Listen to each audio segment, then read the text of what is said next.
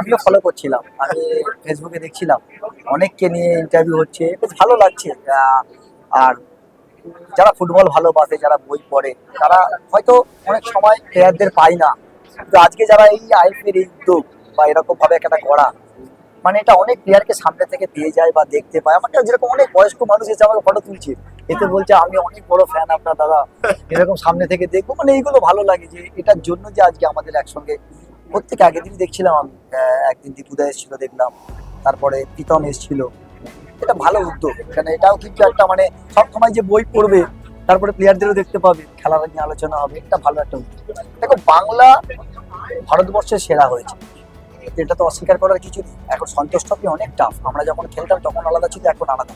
এখন প্রত্যেকটা স্টেট ভালো টিম করে, আর সেখানে কিন্তু দাপটের সঙ্গে জিতেছে, কারো দয়ায় কিন্তু জেতেনি।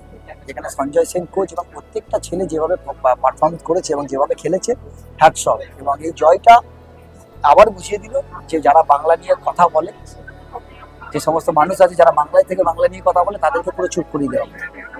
মানে আইএফএ যে ভালো লোককে দায়িত্ব দিয়েছিল সঞ্জয় সেনকে, সেটা আবার প্রমাণ হলো যে ভালো লোককে ভালো জায়গাতেই দায়িত্ব দেওয়া।